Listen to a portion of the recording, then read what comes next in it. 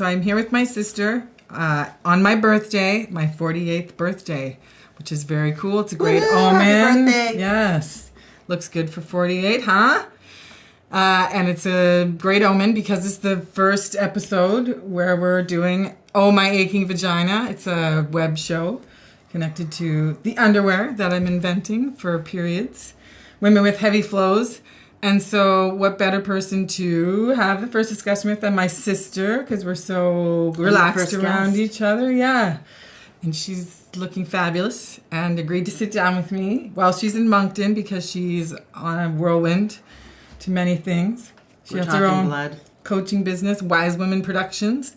So she knows a lot about issues around bleeding and shame and self-love and all kinds of things. So lots of things come up when we start to talk about this stuff. Also, we're noticing and have noticed, because this can be a bit of a conversation about menopause too, which is informative for all women watching, which is what I hope this series will be about.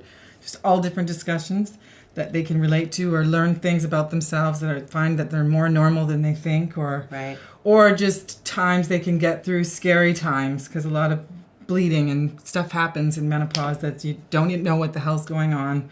But it's happened to more women than you think, and we all live through it. We just don't talk about it. We just don't talk about it enough, so It's not for the faint of heart, this.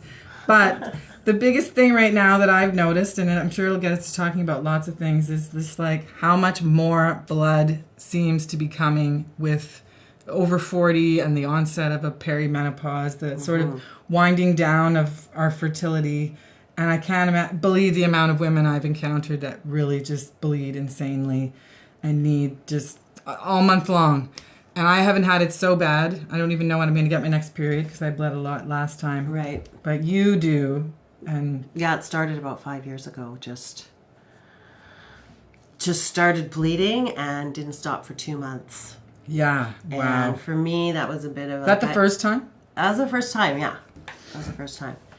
And it... it made me really weak. I lost a lot of blood. I lost a lot of iron. My hemoglobin was really low.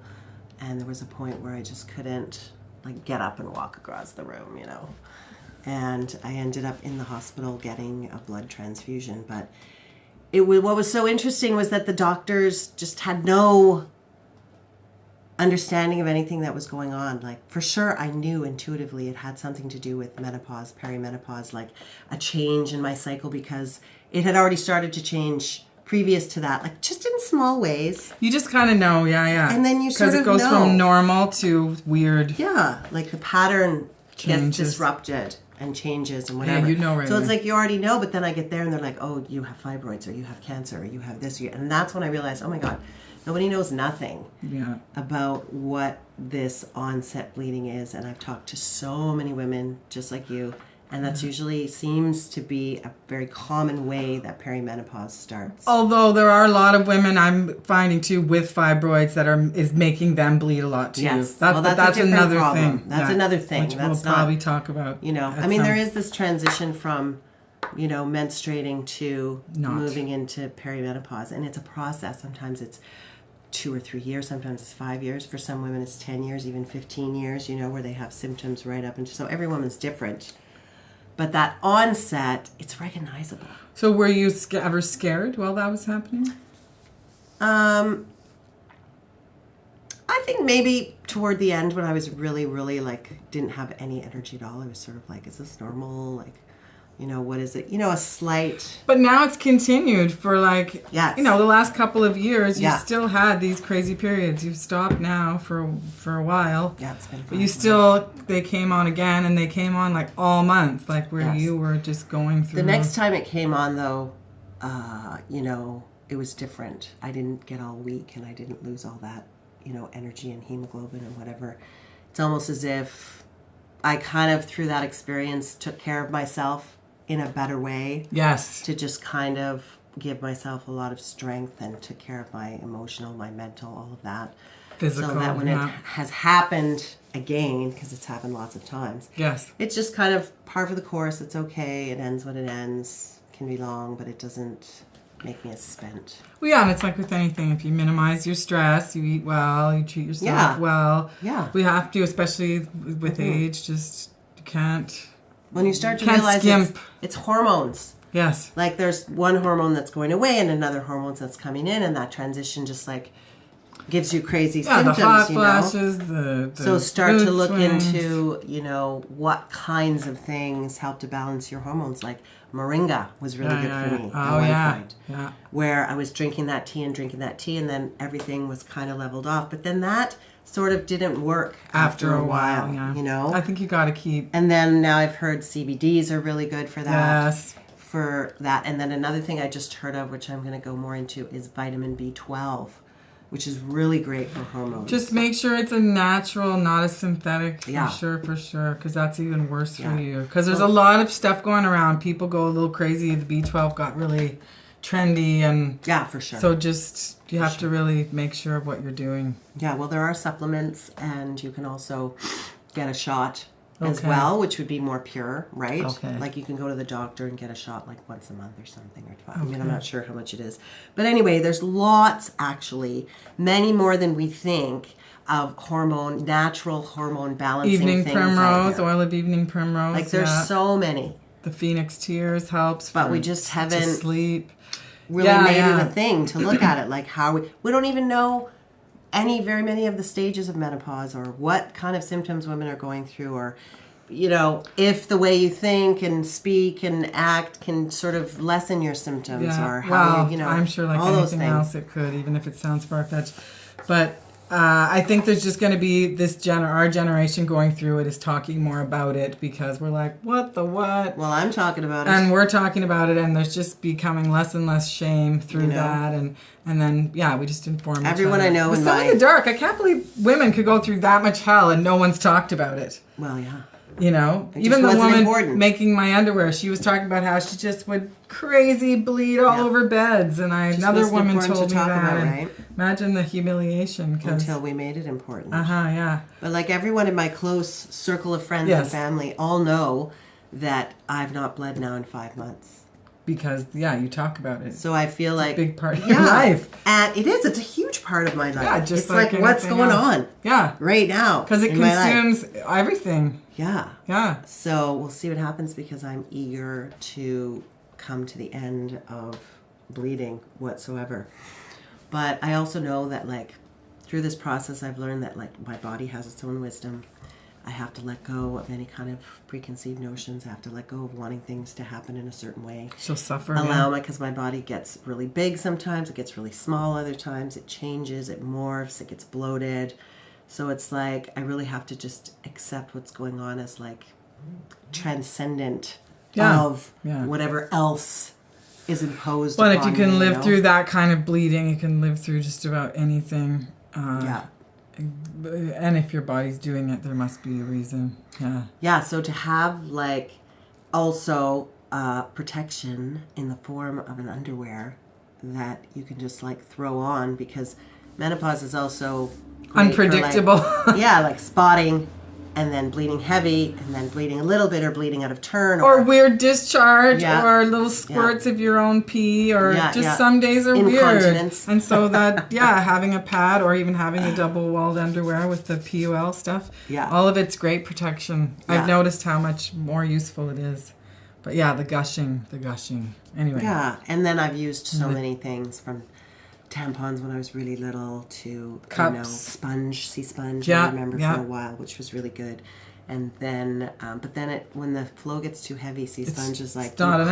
cough, and it's like Yeah, it squeezes it out. it comes out of you. Yeah. So, and then The cup, cups. which I like, but it causes a bit of bacteria. It can Well, also cause some yeast infections sometimes. Also, as we're older, I just find that I think the insides of us don't want Yeah, the uterus that changes. stuff up in there.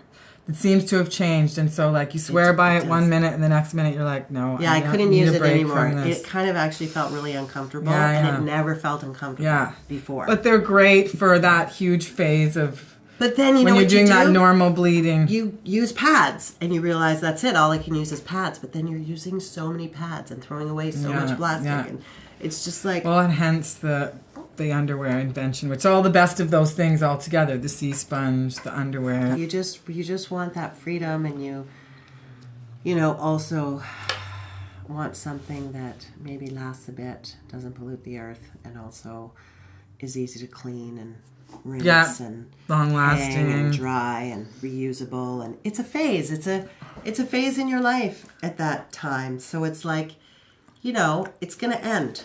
But it's nice if you can be comfortable and you can feel good during that time. And not throw out 20 million pounds of garbage for every period. Yeah. And then if you're just spotting, you could just throw on the underwear. The part of itself. it. Yeah, because it's in parts. And then if you're out and you start bleeding heavier, you could have the pad in your purse. Yeah, and snap it on. Snap it in if something gets a little, whatever. Have you all can that always have extra versatility. pairs because they're probably less conspicuous even than pads. Yeah, well, and already the people that have tried them they're finding for that very reason, just like they can last so much longer. I don't think people realize how much the heavy bleeders are bleeding. Yeah. And that you could actually go a few hours without worrying about at your work, out in public, gushing down your pants. Because that's really what is happening to a lot of women. Yeah, your whole uterus is coming out. And out. as much as I love, there's a lot of reusable stuff on the market, there doesn't seem to be anything that acknowledges that, like, gush happens, chunks come out. I know, that's there a big is so thing. much blood and gore, and we have to call it what it is. As gross as it seems, or...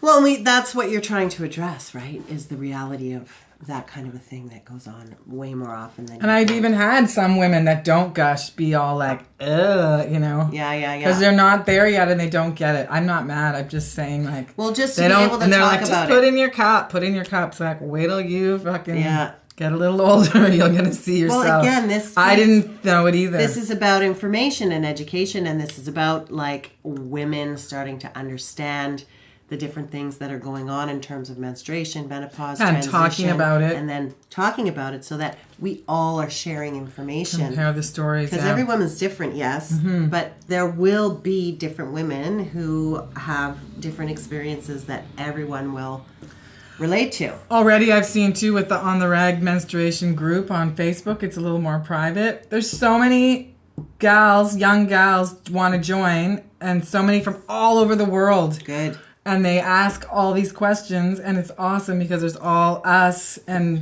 who've been through different things and lending information, and so it's discussion. And it seems like it might be young girls that don't know always who to ask, or getting all the best answers about what's really going on with them. And there's so many factors too. Are they on the pill? How old are they? But all that needs to be talked about because there's so how many young women. Are they on medication? There's women who have had experiences of being on the pill and how that affects their periods. There's women who got off the pill in order to have their natural cycles back again because they realized how much they were suppressing it. You know, and then there's all the variations of experiences of that transition and everything. And the more it's talked about, the more we can sort of go like, oh, this is normal. This person went through it. I know women or too this is okay. Prescription medication that just lose their periods altogether, or chemotherapy, or there's so many going on. Things. Definitely. Anyway. So it's good. It prompts all that discussion, and it prompted you to create that panty, which you're still working on, but it's. Well, it just has to be done. How can we be bleeding for thousands of years and nothing's been made? It really, really behooves me. And so all this discussion that we're having, and we're even stories we're talking about that we don't know all the details about, but they're women's experiences we've been hearing about, so we want to have on this discussion also. Yeah. It's proving the whole point of why I wanted to start this blog video thing in the first place. Vlog, okay, yes. Called Oh My Aching Vagina, which is, I think, a super funny title. It's a perfect title. It's like, Anyway, so that's the whole point, is to bring more awareness to all the stuff that goes on with women so they can have a little more comfort.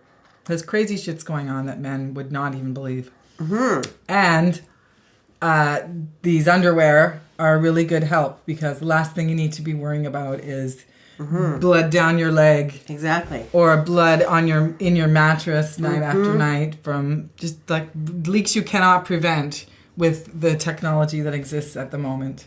And just to have all these different women sharing their experiences, old, young, in the middle, at the beginning, being able to share their experiences of menstruation, menopause, perimenopause symptoms, and also solutions, things they've come up with that have helped their process or help them, feel better on a day-to-day basis, because sometimes it can hit you hard.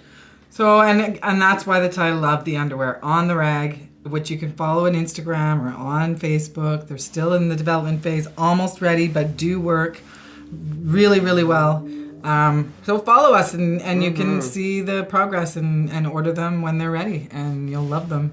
And we'll keep doing these discussions on a different topic with different people all the time. Next time. So thanks for tuning in. And thanks, Thank sis, you. for being here on my birthday. Happy birthday to me. Happy birthday. Bye.